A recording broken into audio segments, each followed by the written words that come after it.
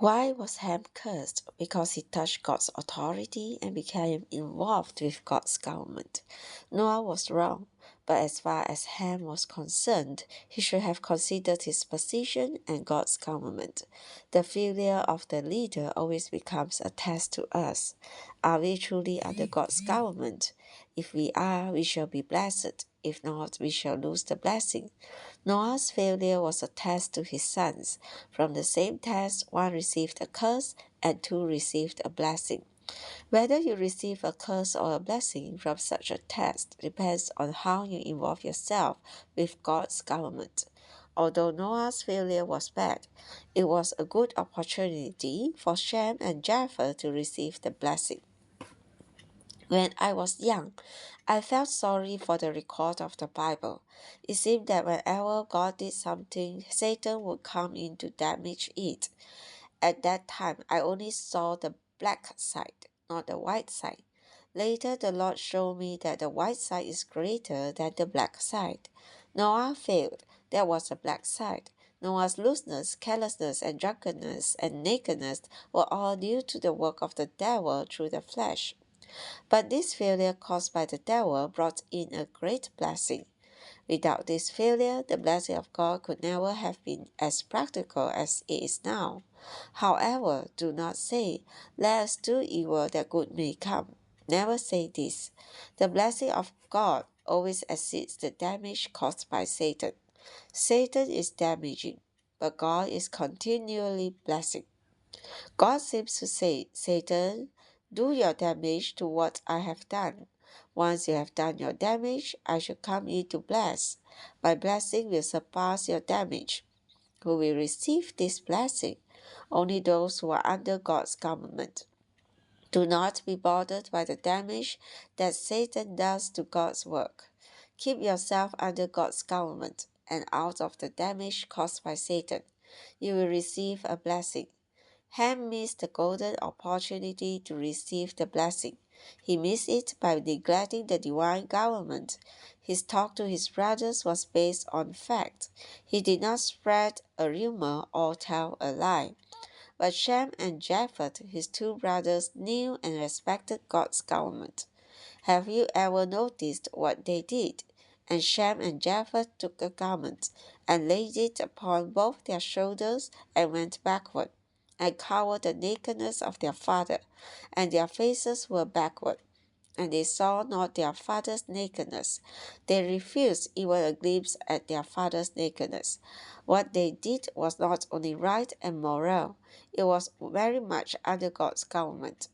Never forget that the situation there was not only related to man's behavior, but also to God's government. Be careful. Whether or not your father is right or wrong is a personal matter. Do not forget that he is in the position of God's deputy authority on earth. If you expose his failure, you will involve yourself with God's government. We all must see this. I speak what I have fully experienced. Shem and Japheth knew God's government. They went in not to look upon the failure, but to cover it. It's not a blessing to see the failure of others. When you visit a brother's home, do not travel around his home and learn every detail. That will not be a blessing but a curse. It will not be a gain to you but a loss. Whenever you visit a brother's or sister's home, you should go there blindly. This is why I have a good answer when people ask me about others. I say I don't know. I tell the truth when I say this, because truly I do not know.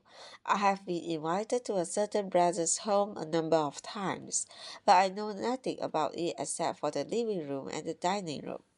I do not know where the kitchen is. I do not like to know such things. I like to be blind. I like to be ignorant. I only like to know what the Lord burdens me with. Brothers and sisters, learn not to know, learn not to see, learn to be blind and deaf. Do you know where gossip comes from? Gossip comes from seeing and hearing. If you were deaf and blind, you would have nothing to gossip about. We all must learn not to see the situations of other people. Do not try to see such things, for that will involve you with God's government. It is not a small thing to be involved with God's government. Throughout the years, close to 50 years, I saw and heard many dear saints criticizing Watchman Nee. I can strongly testify to you that none of the opposers of Brother Nee, none of those who criticized Brother Nee, say that he was wrong and that they were right, receiving the blessing. Many of them suffered a loss spiritually. Some lost their health and others lost their business. There was scarcely one exception. In the early years, I did not know the reason for this. Gradually, I learned that it was because all the opposers and criticizers had touched God's government. It is not a matter of whether the leader is right or wrong. It is a matter of whether or not you are under God's government. If the leader is always 100% right, you will never put to the test. The leader's failure or mistakes becomes your test to prove where you are. If you are in the right position under God's government, the leader's failure will become your blessing. Let me tell you a story concerning my own experience. For a period of 6 years, from 1942 to 1948, Brother Watchman Nee was out of his ministry. Because of the work of the devil in China, there was a spiritual storm that kept Watchman from ministering. He and I were separated during the war. After the war, in 1946, I was invited to come from the north to the capital city in the south. When some of the co-workers who were involved in that storm against Brother Nee and who also knew me very well came from afar to meet with me. They said, "Brother Lee, can you say that Brother Nee has ever been wrong?" I replied, "Brothers, whether he is wrong or right is not my business. You must admit one thing, that we all owe very much to Brother Nee. We all must admit that he was just like a father to us all. If he was not a father to you, I must testify strongly that, in the Lord's economy, he certainly was a father to me." Before I met with Brother Nee, I knew nothing of the Lord's economy. He is my spiritual father, and my spiritual being came out of him. Then I told the brothers the story of Noah. I said, "Brothers, look at Noah's case. Was Noah wrong? Certainly he was wrong, but it's not a matter of whether Noah was right or wrong. It's all a matter of from where we have received our being. Was Noah not our father?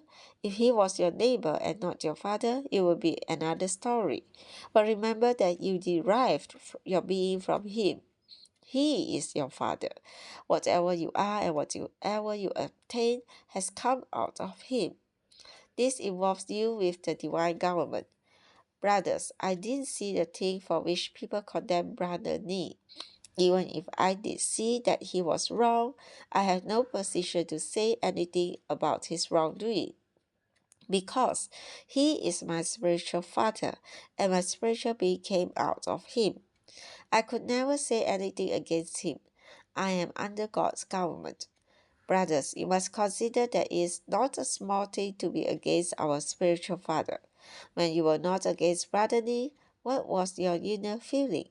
They all admitted that they felt so much life. When I asked, "How about now?" they responded, "We have to admit that we are just dead. We have no anointing or watering within. We are dried up." Then I said, "Brothers, you should listen to this real sensation. Don't care for your mental analysis. According to your mental analysis, Brother Nee is condemned, but as long as you condemn him, you are dead. The more you condemn him, the more dead you are." Immediately the brothers turned and were saved from their dead situation.